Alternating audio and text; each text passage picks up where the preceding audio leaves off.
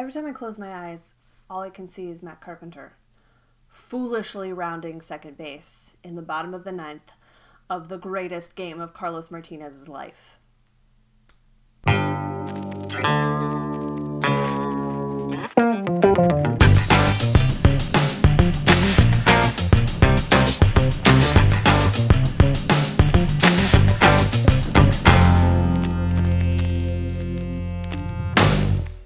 What's up, everybody? I'm Tara Wellman. This is Birdseeds, and the Cardinals are...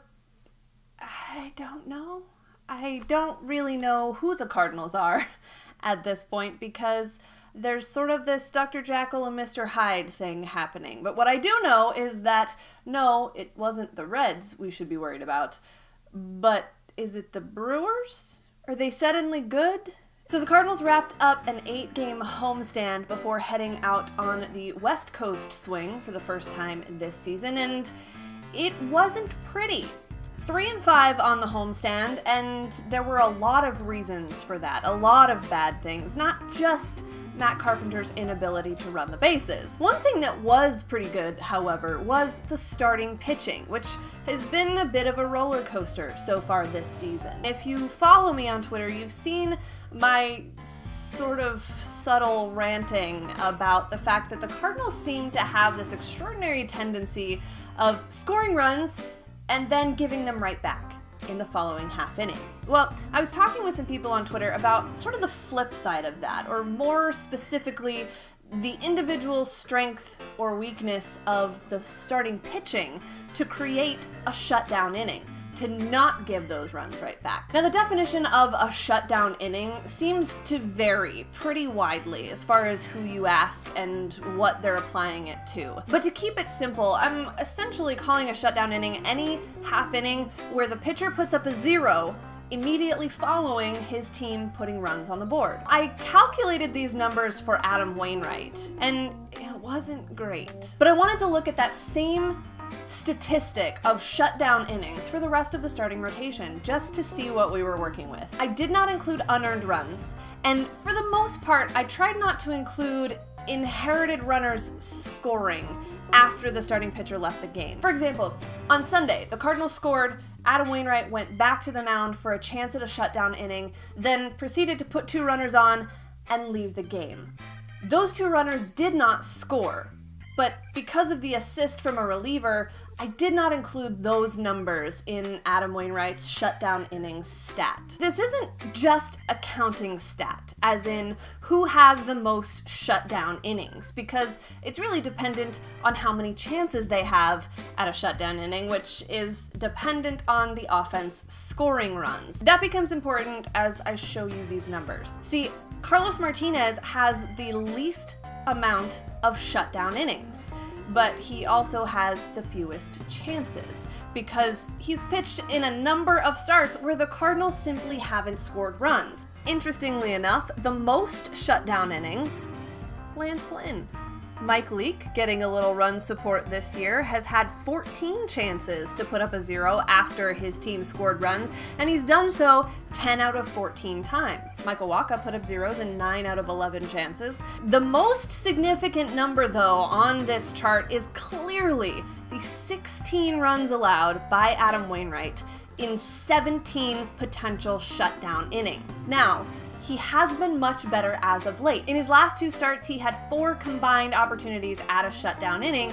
He gave up a single run. So maybe that is improving as well as the rest of his pitching repertoire at this point. What you make of all of this, I don't know, but it's an interesting stat to look at and one that I think comes into play the more the Cardinals play in close games. Because if it's a 1 or a 2-run game, if your starting pitcher can't come in and put up a 0 after you give them the lead or pull it within a run, then it just sucks the life out of the offense as well as whomever has to come in and pitch after you. No, I didn't calculate these numbers for the bullpen because I don't really want to know what those numbers look like. But if you really want to know what those numbers look like, let me know in the comments below or on Twitter, and I'll bite the bullet and suffer through it to give you the shutdown innings numbers for the bullpen. Now, while the homestand was bad on a lot of levels and in a lot of different ways, I don't really want to talk about all of that, because really there were two big stories. One being the trade of Matt Adams. I think arguably the return, a minor league infield prospect, is a little underwhelming, but it's evident that the value Matt Adams had potentially created at one point in his career has all but vanished because of the fact that he's playing on a team where he doesn't have a role. It's gotta be hard to leave the guys that you came up in the sport with, but at the same time, I feel like there's this underlying excitement for him that he's going into a position and into an opportunity where he's going to play every day, at least for a while, and maybe reestablish some of that value. I wish him all the success in the world, as long as he's not playing the Cardinals. Sorry. The even bigger story of the homestand, though, had nothing to do with the current Cardinals, but everything to do with the future of this Cardinals team. Luis Robert seemed to be the perfect opportunity for the Cardinals to get the superstar player that they've been without since the Albert Pujols days. Now, there's certainly no guarantee that it's going to pan out the way everyone thinks, but it feels like a pretty safe bet. Unless you're the Cardinals front office, and then your safety zone ends before the real world begins, and the gap in between is why they keep falling short. Let me just preface this by saying it's really easy to have an opinion from the outside looking in. I have no insider knowledge about how the conversations went, about what their sales pitch was, about what Luis Robert was looking for, and if the Cardinals even could have offered that. But from the outside, it looks like another failure, and there are several reasons why. First of all, the money. We keep hearing that the Cardinals have money to spend. Now, no one wants them to just go throw money at the wall and hope that someone pans out. But when you have this golden opportunity, an opportunity that isn't going to come around for the Cardinals very often in the near future, if in the distant future, then you kind of have to maybe bend the rules a little bit. The fact is, if the Cardinals have money to invest in their future, like they continue to say that they do, when is the time? If not this opportunity, what's a better one? The second piece of this situation that bothers me is that it seems to have come down to the sales pitch. Now, there may very well have been more significant personal ties to the personnel in the White Sox organization. Whether it's Jason Hayward or David Price or Luis Robert, if guys don't want to play in St. Louis, if I'm in the front office, that's a huge concern of mine that's going to need to be addressed immediately. The third part of this, though, has to do with the fan base, and warranted or not, fans get incredibly invested in the way that a baseball organization does business. It is a business, and we all have to understand that, but we also go to these games every year, we watch every season, regardless of what team you're affiliated with, and you want to see the same level of commitment from the front office that you offer as a fan.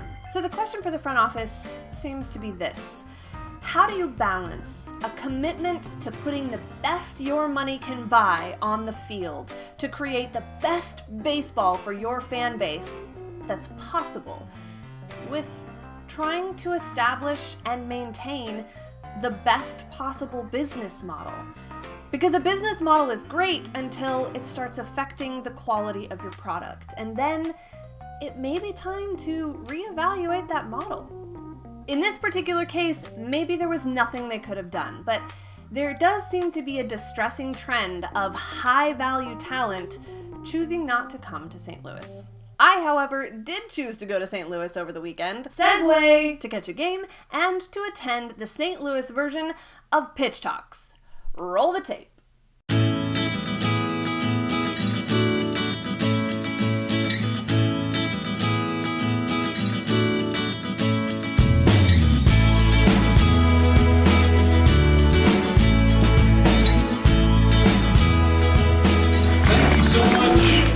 Welcome to Pitch Talks St. Louis.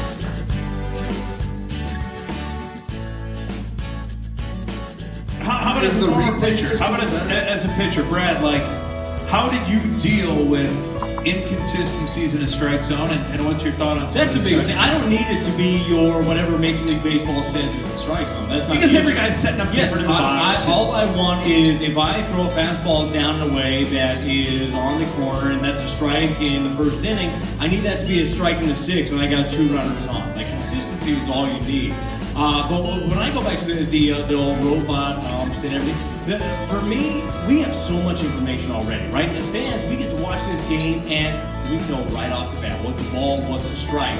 Why don't we use that information? As a player, I know every time, believe me, I know every time that I sucked, I got sent down. I went to Memphis, and they ended up taking it out of my paycheck and taking it out of my time, my service time as a big leaguer. I know the union umpires are strong. I mean, the umpire union is strong. But I feel like that would be a good first step. Maybe raise the level of pay for umpires in the minor leagues and then gave them a shot to get to the majors. Relegation. You might have better, younger umps who can actually make a living doing it in the minor leagues before they make it to the majors. That's a great point. I went to a Christmas party once where the host says, "My dad's here, please avoid him. He's pissed off because you vote for guys who did steroids." And my thinking is, I think there were guys already in the hall who cheated. There are guys that I was very naive that I thought were clean who weren't clean. So because I don't know who did or didn't do steroids, I just vote based on how I think they fit. I've only ever had one player have an issue with a vote that I made. Tony Cruz. Yeah, Tony Cruz. Hang on, before we talk about anything else. It was Gio Gonzalez. Oh, of the Nationals. Wait, what vote? I didn't vote for him for the What Cy Young. vote concerned Gio? I didn't vote for him for the Cy Young. Well, neither would I have. Well, he led the league in wins. Neither would I have. I think this is a really cool event, and I would love to see it back in St. Louis with maybe some different voices from the St. Louis baseball community. And if it comes back, I would encourage you to go and engage in conversation with the panelists. Ask some questions that might be a little uncomfortable, but are better suited for that forum than Twitter or the typical daily column. So thanks to Kevin and to JC for reaching out to me and for bringing Pitch Talks to Cardinals fans. Hopefully we can do it again sometime. Until then, I'm Tara Wellman, and I'll see you next time on Birdseeds.